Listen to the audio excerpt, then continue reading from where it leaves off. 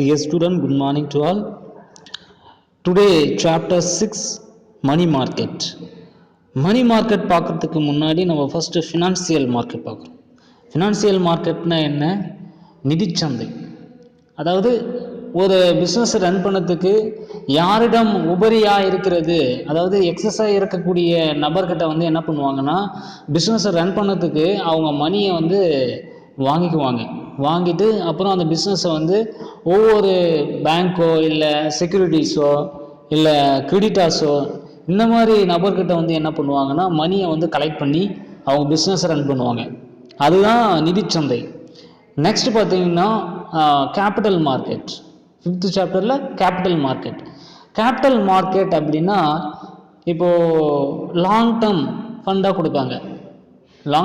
கொடுப்பாங்க. நீண்ட காலத்துக்கு ஒருத்தர் வந்து முதலீடு அதனுடைய பத்திரங்களையும் அப்புறம் உங்களுடைய சொத்துக்களையும், அதை மீன் அசட்ஸ் அண்டு செக்யூரிட்டிஸ் இதெல்லாம் வச்சு லாங் டேர்ம் ஃபண்டாக அவங்க வந்து கன்வெர்ட் பண்ணி கொடுப்பாங்க. அது எத்தனை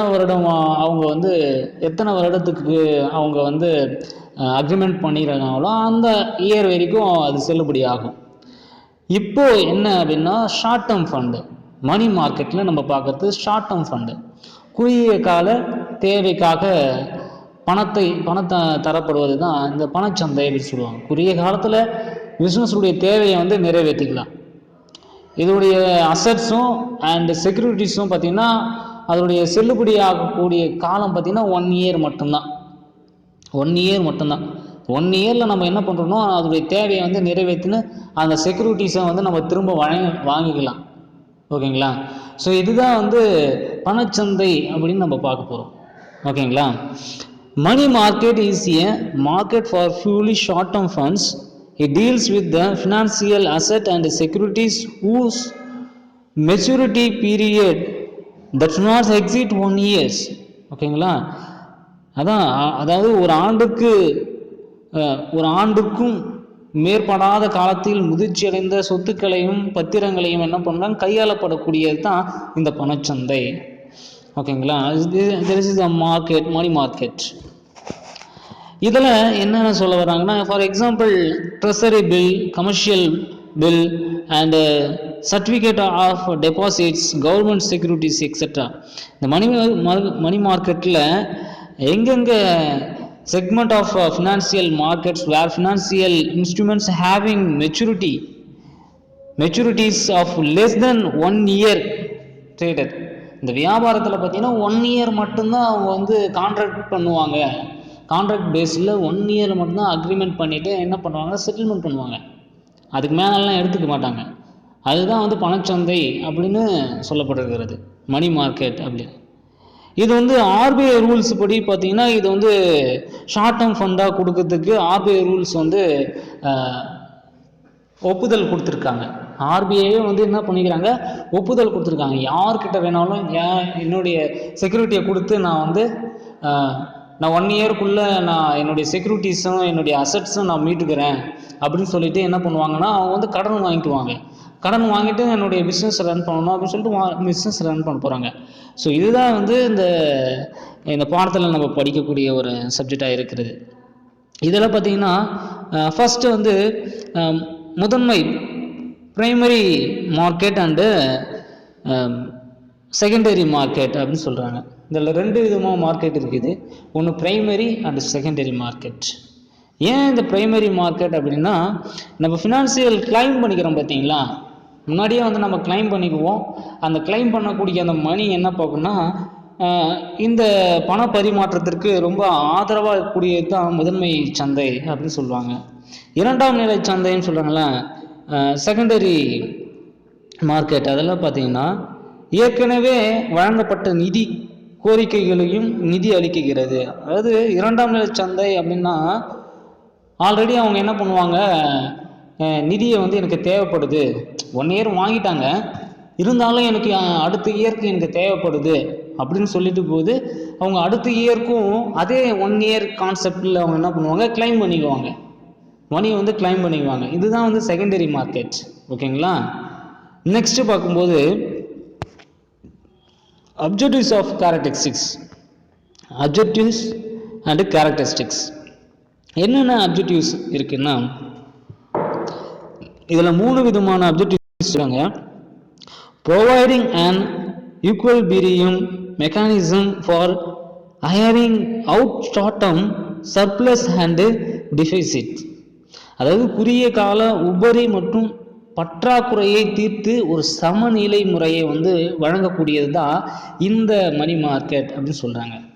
இப்போ ஒரு வியாபாரத்தில் வந்து என்ன ஒரு பற்றாக்குறையாக இருக்குது. நான் வந்து ஒரு பொருளை பர்ச்சேஸ் பண்ணிட்டேன். அந்த பர்ச்சேஸ் பண்ணதுக்கு என்னால் போதுமான அளவுக்கு வந்து நான் வந்து அவங்கக்கிட்ட பணத்தை வந்து செட்டில்மெண்ட் பண்ண முடியல. அப்போ என்ன பண்ணுறேன், நான் குறுகிய காலத்தில் என்னுடைய பணத்தை வந்து நான் மீட்கணும் அப்படிங்கும் போது என்னுடைய செக்யூரிட்டிஸும் என்னுடைய அசட்ஸும் நான் என்ன பண்ணுறேன், பேங்க்லேயோ இல்லை வேறு எங்கேயோ நான் வந்து வச்சு அடமானம் வச்சு என்ன பண்ணுறேன், அந்த பணத்தை மீட்டு கொண்டு நான் பர்ச்சேஸ் பண்ணுறேன், என்னுடைய பிஸ்னஸை ரன் பண்ணுறேன்.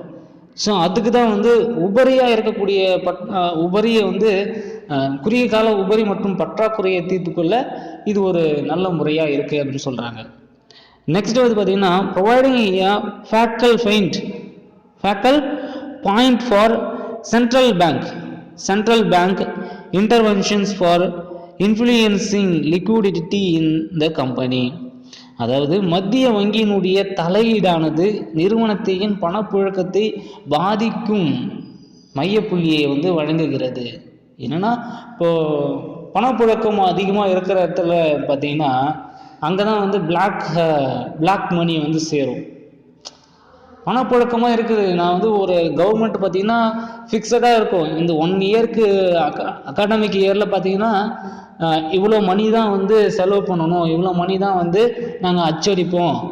அப்போ இந்த மணியை மட்டும்தான் வந்து மார்க்கெட்டில் வந்து ரோலிங் ரீசர்க்கிள் பண்ணுவாங்க அப்படின்னு அவங்க என்ன பண்ணுவாங்கன்னா அந்த மார்க்கெட்டில் இருக்கக்கூடிய அந்த மணியை வந்து கலெக்ட் பண்ணுவாங்க. அப்போது எக்ஸஸாக வராது, பணப்போக்கம் வந்து இங்கே வரத்துக்கு சான்சஸ் கிடையாது. அதனால் என்ன பண்ணுறாங்கன்னா இந்த தேவையை வந்து இவங்க நிறைவேற்றுறாங்க. சென்ட்ரல் பேங்க்கே வந்து இந்த தேவையை வந்து நிறைவேற்றுறாங்க. ஓகேங்களா. அடுத்தது பார்த்தீங்கன்னா providing access in users of short term money to meet their requirements at the reasonable prices. ஏன்னா குறுகிய கால பணத்தை பயன்படுத்தும் பயனாளர்களுக்கு அவர்களுடைய தேவைகளை நிறைவேற்ற நியாயமான விலையில் உரிய பயன்பாட்டை வழங்கக்கூடியது தான் இந்த மணி மார்க்கெட். புரியுதுங்களா. இப்போது குறுகிய காலத்தில் பணத்தை வந்து பயன்படுத்தக்கூடிய அந்த பயனாளர்கள் இருக்காங்க பார்த்தியா, அவங்களுடைய தேவைகளை நிறைவேற்றத்துக்கு இது நியாயமான விலையில் உரிய பணத்தை வந்து பயன்படுத்த உதவுகிறதுன்னு சொல்கிறாங்க. சரி, கேரக்டரிஸ்டிக்ஸ் அப்படின்னு பார்க்கலாம், அதனுடைய சிறப்பியல்கள் அப்படின்னு பார்க்கலாம். ஃபர்ஸ்ட் பார்த்தீங்கன்னா ஷார்ட் டேர்ம் ஃபண்ட்ஸ். அதாவது இது ஷார்ட் டேர்ம் ஃபண்ட்ஸ்னு உங்களுக்கு தெரியும். குறுகிய காலத்தில் இது வந்து முதலீடு பண்ணக்கூடியது. ஃபினான்சியலுடைய assets called for near money. It is a market fully for short term funds or financial asset called near money அப்படின்னு சொல்லுவாங்க. குறுகிய கால நிதிகள் அல்லது பணத்திற்கு நிகரான நிதி சொத்துக்களிலிருந்து முற்றிலுமான ஒரு சந்தை அப்படின்னு சொல்லுவாங்க. இதுதான் வந்து ஷார்ட் டேர்ம் ஃபண்ட்ஸ். நெக்ஸ்ட் பார்த்தீங்கன்னா மெச்சூரிட்டி பீரியட்னா முதிர்வு காலம் அப்படின்னு சொல்லுவாங்க. அதாவது 1 இயர் 2 இயர் 3 இயர்ஸ் அந்த மாதிரி சொல்லுவாங்கள்ல, அதுதான் வந்து மெச்சூரிட்டி பீரியட்னு சொல்லுவாங்க. ஓகேங்களா. It deals with financial asset having a maturity period up to 1 year only. 1 வருஷத்துக்கு மட்டும்தான் வந்து முதிர்வு காலம் வந்து 1 இயர்க்கு மட்டும்தான். அதோடைய அக்ரிமெண்ட்டும் சரி, அதனுடைய அசட்ஸும் அந்த செக்யூரிட்டியை வந்து 1 இயர்க்கு மட்டும்தான் அது வந்து செல்லுபடி ஆகும் அப்படின்னு சொல்கிறாங்க, பயன்படுத்த முடியும் அப்படின்றாங்க. நெக்ஸ்ட் பார்க்கும்போது கன்வர்ஷன் ஆஃப் கேஷ், அதாவது பணமாக மாற்றுவது எப்படி அப்படின்னா it deals with only those assets which can be converted into cash readily without loss and with minimum transaction cost. அதாவது உடனடியாக நமக்கு பணமாக மாற்றி கொடுக்கக்கூடிய நிதி சொத்துக்களை மட்டுமே சந்தையில் இழப்பு இல்லாமல் குறைந்தபட்ச பரிவர்த்தனை செலவில் பரிமாற்றம் செய்யப்படலாம். பொதுவாக நம்ம ஒரு மிகப்பெரிய சொத்துக்கள் எல்லாம் இருக்குது, உடனே அதெல்லாம் நம்மளால் மாற்ற முடியாது. எனக்கு இப்போ குறுகிய காலத்தில் என்னால் பண பரிமாற்றம் பண்ணணும் அப்படின்னா நம்ம என்ன பண்ணுவோம்னா நம்மக்கிட்ட இருக்கிற சொத்துக்களை என்ன பண்ணுவோம், பணச்சந்தை, அதாவது இந்த சொத்துக்களை என்ன பண்ணுவோம்னா இழக்காமல், அதாவது சந்தையில் இழக்காமல் குறைந்த பரிவர்த்தனை செலவில் வந்து நம்ம பரிமாற்றிக்கலாம். இப்போ எனக்கு வந்து இந்த டாக்குமெண்ட்ஸ் 5 lakhs உள்ள டாக்குமெண்ட்ஸ் மட்டும்தான் என்கிட்ட இருக்குது, செக்யூரிட்டிஸ் இருக்குது, அசட்ஸ் இருக்குது. ஸோ இதை வந்து நம்ம பணமாக மாற்றிக்கலாம் அப்படின்னா மாற்றிக்கலாம். ஆனால் 5 crores 10 crores அந்த மாதிரி இருக்கும்போது என்ன ஆகுதுன்னா நம்மளால் மாற்ற முடியாது. ஃபார் எக்ஸாம்பிள் சொல்ல வரேன், பிஸ்னஸுக்கு தேவையானது எவ்வளவோ அதுக்கேற்ற மாதிரி தான் நம்ம வந்து நம்முடைய அசட்ஸை வந்து வச்சு நம்ம வந்து பணப்பரிமாற்றம் வந்து செய்யலாம். To be exchange of convert of cash. ஓகேங்களா, இதுதான் வந்து கன்வர்ஷன் ஆஃப் கேஷ்ன்னு சொல்கிறாங்க. நெக்ஸ்ட் பார்த்தீங்கன்னா நோ ஃபார்மல் பிளேஸ், அதாவது முறையான இடம் இல்லை அப்படின்னு சொல்லுவாங்க. இதில் generally transaction take place through phone. For example oral communication. Relevant documents and written communications can be exchanged subsequently. There is no formal place like stock exchanges in the case of the capital market. அதாவது பொதுவாக பண பரிவர்த்தனைகளை வந்து தொலைபேசி, அதாவது வாய்மொழி தொடர்பு மூலமாக நடைபெறுகிறதுன்னு சொல்லுவாங்க. பரிவர்த்தனை எப்பவுமே எனக்கு இப்போ நான் என்னுடைய ஃப்ரெண்டுக்கிட்ட நான் கேட்குறேன், இல்லை யாரோ என்னுடைய பிஸ்னஸ் டீலர்கிட்ட நான் பேசுகிறேன், ஏஜென்ட்டுக்கிட்ட பேசுகிறேன், எனக்கு வந்து இப்போ சார் எனக்கு ஒரு 5 crores, எனக்கு 5 lakh எனக்கு தேவைப்படுது, நீங்கள் வந்து எனக்கு எனக்கு எனக்கு நெஃப்ட் பண்ணி விடுங்க, இல்லை எனக்கு ஆர்டிஜிசி பண்ணி விடுங்க அப்படின்னு சொல்கிறேன் நான். அவங்க என்ன பண்ணுவாங்கன்னா உடனே எனக்கு ஆர்டிஜிஎஸில் எத்தனை லட்சமானாலும் வந்து ஆர்டிஜிஎஸ்ல நம்ம பண்ணலாம். பண பரிவர்த்தனை அப்படின்னு பார்க்கும்போது ஆர்டிஜிஎஸ்ன்னு ஒன்று இருக்குது. ஓகேங்களா, அந்த ஆர்டிஜிஎஸ்ல நம்ம வந்து பண பரிவர்த்தனை நம்ம பண்ணலாம். நெஃப்ட்டில் பண்ண முடியாது, ஆர்டிஜிஎஸ்ல மட்டும்தான் பண்ண முடியும். ஏன்னா வந்து குயிக்காக வரும், எத்தனை லேக் வேணாலும் நம்ம வந்து அதில் போட்டு எடுத்துக்கலாம்.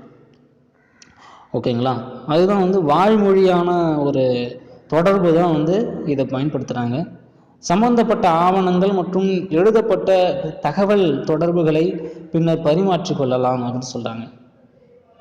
இப்போது எனக்கு 5 lakh இல்லை 5 crores எனக்கு தேவைப்படுது, என்னுடைய சொத்து மதிப்பு இவ்வளோ இருக்குது, இப்போ எனக்கு என்னுடைய பிஸ்னஸ் தேவைக்காக நீங்கள் அனுப்பிவிடுங்க, அப்புறம் என்னுடைய டாக்குமெண்ட்ஸை வந்து நான் உங்களுக்கு சப்மிட் பண்ணுறேன் அப்படின்னு சொல்லிட்டு என்ன பண்ணுறாங்கன்னா அவங்க வந்து ஓவரால் கம்யூனிகேஷனில் அவங்க சொல்லிட்டு பிஸ்னஸை ரன் பண்ணுவாங்க.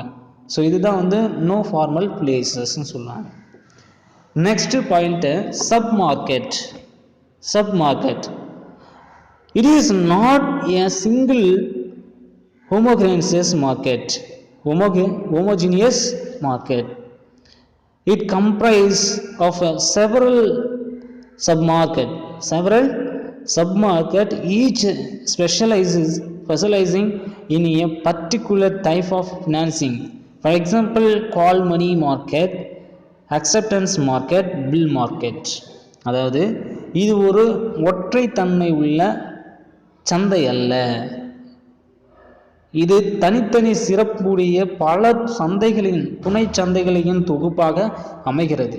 எடுத்துக்காட்டாக அழைப்பு பணச்சந்தை, ஏற்பு பணச்சந்தை, மாற்றுமுறை ஆவணச்சந்தை அப்படின்னு சொல்லுவாங்க. இதை என்ன அப்படின்னா நம்ம வந்து கால் மணி அப்படின்னு சொல்லணும்னா, எனக்கு முன்னாடி ஃபஸ்ட்டு பாயிண்ட் பார்த்துருக்கோம், நோ ஃபார்மல் பிளேஸில் ஓரல் கம்யூனிகேஷனில் நான் என்ன பண்ணுறேன், பணத்தை வந்து ஒரு ஏஜென்ட் மூலயமா நான் வந்து பணத்தை பெற்றுக்கொள்ளுறேன்.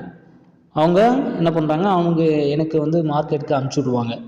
அக்செப்டன்ஸ் மணி, ஓகே இந்த டாக்குமெண்ட்ஸ் மட்டும்தான் என்கிட்ட இருக்குது, இந்த டாக்குமெண்ட்ஸ்க்கு ஏற்ற மாதிரி மணியை வந்து எனக்கு அனுப்பிவிடுங்க, நான் அப்புறம் மார்க்கெட்டில் நான் என்னுடைய டாக்குமெண்ட்ஸை வந்து சப்மிட் பண்ணி நான் உங்களுக்கு சப்மிட் பண்ணுறேன் அப்படின்வாங்க. ஸோ இதுதான் வந்து அக்செப்டன்ஸ் மணி. பில் மார்க்கெட்னால் என்னென்னா, இப்போது என்ன பர்ச்சேஸ் பண்ணுறோமோ அந்த பர்ச்சேஸ் வந்து நான் வந்து கடனாக வந்து ஏற்றுக்கொள்வேன். நான் எப்போ வேணாலும் அதை நான் திருப்பி கொடுத்துருவேன். இந்த 1 yearக்குள்ளே நான் என்ன பண்ணுவேன், அந்த பணத்தை வந்து நான் திருப்பி கொடுத்துருவேன். இதுதான் வந்து பில் மார்க்கெட். பர்ச்சேஸ் பண்ணக்கூடிய அமௌண்ட்டை வந்து நான் உடனே எனக்கு வந்ததுன்னா நான் எப்போ என்கிட்ட பணம் இருக்குதோ அந்த டைமில் நான் வந்து பணத்தை வந்து நான் செட்டில்மெண்ட் பண்ணுவேன். ஸோ இதுதான் வந்து பில் மார்க்கெட். ஓகேங்களா. நெக்ஸ்ட்டு என்ன பாயிண்ட்னா ரோல் ஆஃப் மார்க்கெட். என்ன ரோல் ஆஃப் மார்க்கெட்னா the components of a money market or a central bank, commercial bank, non-banking financial companies, discount houses, the acceptance house. Commercial banks generally play as dominant role in this market. அதாவது மத்திய வங்கி, வணிக வங்கிகள், வங்கிகள் அல்லாத நிதி நிறுவனங்கள், தள்ளுபடியாக்கம் மற்றும் ஏற்பாகம் பணச்சந்தையினுடைய கூறுகளாக பார்க்கப்படுகிறது. வணிக வங்கிகள் பொதுவாக பங்கு சந்தையினுடைய மேல் ஆதிக்க இடத்தினை வந்து கொண்டுள்ளதாக இந்த ரோல் ஆஃப் மார்க்கெட் சொல்லப்படுகிறது. மத்திய வங்கியிலும் சரி, வணிக வங்கியிலும் சரி, அதர் நிதி நிறுவனங்கள் இருக்குது பார்த்தீங்களா, பணம் தரக்கூடிய நிதி நிறுவனங்கள், இது எல்லாத்துக்கும் வந்து மேல ஆதிக்க இடத்தை வந்து கொண்டுள்ளதா பணச்சந்தை, அதாவது பங்குச்சந்தை வந்து அமைகிறதுன்னு சொல்கிறாங்க. ஓகேங்களா. நெக்ஸ்ட் வந்து ஹைலி ஆர்கனைஸ்ட் பேங்கிங் சிஸ்டம். என்ன ஹைலி ஆர்கனைஸ்னா மிகவும் ஒழுங்கமைக்கப்பட்ட வங்கி முறை அப்படின்னு சொல்லுவாங்க. இது வந்து கரெக்டாக இருக்கும். இந்த பேங்க்கில் வந்து நம்ம பணம் வாங்கணும், கரெக்டாக அந்த ஒரு வருஷத்துக்குள்ளே நம்ம செலுத்தணும் அப்படின்ற மாதிரி இவங்க வந்து கரெக்டாக இருப்பாங்க. ஓகேங்களா. அப்படி தான் இந்த ஒழுக்கமாக இருக்கிறவங்கிட்ட மட்டும்தான் இவங்க வந்து பணத்தை வந்து கொடுப்பாங்க. என்னென்னா the commercial bank of India are the narrow center of the whole money market. They are the principal suppliers of short-term funds. The commercial bank serves as vital link between the central bank and the various segment of the money market. வணிக வங்கிகள் பணச்சந்தைகளின் முழு நரம்பு மையமாக இருக்கிறது. குறுகிய கால நிதிகளை வழங்குகின்ற முதன்மையில் அளிப்பவராகவும் வணிக வங்கிகள் உள்ளன. பணம் எனக்கு தேவைப்படுது, அப்போ பணத்தை வந்து நான் குறுகிய காலத்தில் எனக்கு பணம் தேவைப்படுது அப்படின்னா குறுகிய காலத்தில் அவங்க என்ன பண்ணுவாங்க, வித்தின் டைம்குள்ளே அவங்க என்ன பண்ணுவாங்கன்னா அது பணத்தை வந்து அழிச்சுவாங்க, நம்மளுக்கு வந்து பேமெண்ட் பண்ணுவாங்க, நம்ம வந்து ரிசீவ் பண்ணிக்கலாம். ஸோ அதுதான் வந்து இந்த பணச்சந்தை வந்து தீர்க்கக்கூடியது. குறுகிய காலத்தில் நம்ம வந்து பணத்தை வந்து உடனடியாக கொடுக்கக்கூடிய இடம் தான் வந்து பணச்சந்தைன்னு சொல்லுவாங்க. ஓகேங்களா. எப்போ வேணாலும் நம்ம திருப்பி கொடுத்துடலாம். ஆனால் 1 இயர்க்குள்ளே அவங்க பணத்தை கொடுத்துருவாங்க, நம்மளும் வந்து என்ன பண்ணுவோம், அந்த 1 இயர்க்குள்ளே நம்ம செட்டில்மெண்ட் பண்ணி ஆகணும். இதுதான் வந்து பணச்சந்தையினுடைய முக்கியமாக பார்க்கப்படுகிறது. நெக்ஸ்ட் வந்து பார்த்திங்கன்னா எக்ஸிஸ்டன்ஸ் ஆஃப் செகண்டரி மார்க்கெட். இரண்டாம் நிலை சந்தையுடைய தேவைகள். There should be an active secondary market for these instruments.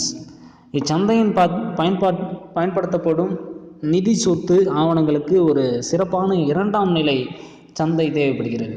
அதுதான் சொல்ல வராங்க. நெக்ஸ்ட் பார்த்தீங்கன்னா demand and supply of funds. நிதி தேவை மற்றும் வழங்கல். என்னென்ன நிதி தேவைகள் அப்படின்னா there should be a long demand and supply of short term funds. குறுகிய கால நிதி தேவையை நிதிக்கான தேவை மற்றும் அளிப்பும் அதிகமாக இருக்க வேண்டும் அப்படின்னு சொல்கிறாங்க. குறுகிய காலத்தில் நிதி தேவை வந்து பார்த்திங்கன்னா அளிப்பு அதிகமாக இருக்க வேண்டும் அப்படின்னு சொல்கிறாங்க. It presupposes the existence of large domestic and foreign trade. இது உள்நாட்டு மற்றும் வெளிநாட்டு வர்த்தகத்தில் பெருமளவில் குறுகிய கால நிதி ஆவணங்கள் பயன்படுத்தப்படுகின்றன. என்னென்னா இப்போ உள்நாட்டிலையும் வெளிநாட்டிலையும் இது பெருமளவில் இந்த குறுகிய கால நிதி ஆவணங்கள் வந்து பயன்படுத்தப்படுகிறது சொல்கிறாங்க. ஆமாம், எப்போ வேணாலும் உள்நாட்டிலையும் சரி வெளிநாட்டிலையும் சரி இதை வந்து எப்போ வேணாலும் நம்ம பயன்படுத்திக்கலாம், இந்த ஆவணங்கள் வந்து எப்போ வேணாலும் பயன்படுத்திக்கலாம் அப்படின்னு சொல்கிறாங்க. wholesale market. Next பார்த்தீங்கன்னா wholesale market. It is a wholesale market and the volume of fund or financial asset traded in the market is very large.